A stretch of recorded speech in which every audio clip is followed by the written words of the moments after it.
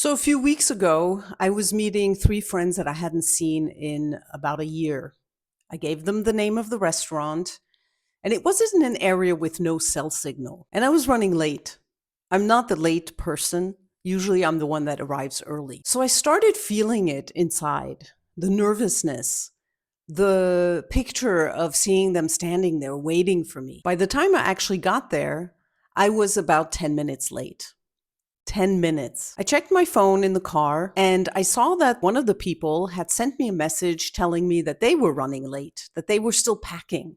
Okay, so I got myself a little table, was outside, I ordered a coffee, and I just sat there waiting.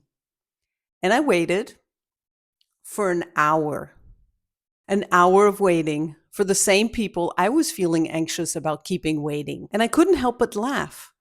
Because all that nervousness about being late, it was all not necessary. I had built an entire story out of being late for 10 minutes.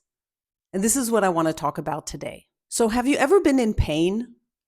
Physical pain?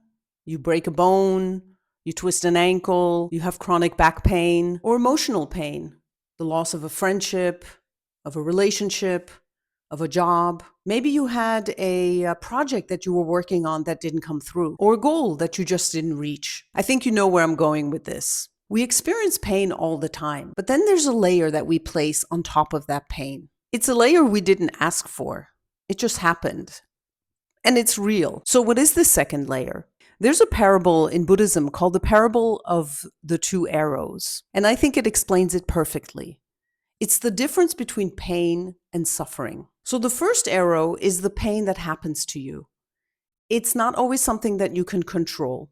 This is the first layer. But the second arrow, that's the one that we shoot ourselves. It's everything that we pile on top of the original pain. The stories we tell ourselves, the self-criticism, the self-pity, the spiraling. And that second arrow, that's suffering. And here's the thing.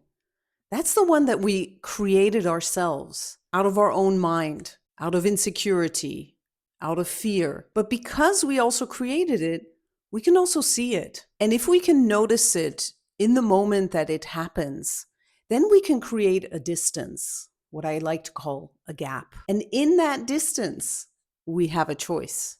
We have an option because it lets us turn back to the first arrow, the original pain, and it lets us ask a different question. Can I adjust to how I'm relating to this? Even just for a moment. Can I let myself accept the first arrow so I don't hand myself the second arrow or shoot the second arrow? And that's the difference. Because in the end, I wasn't even late.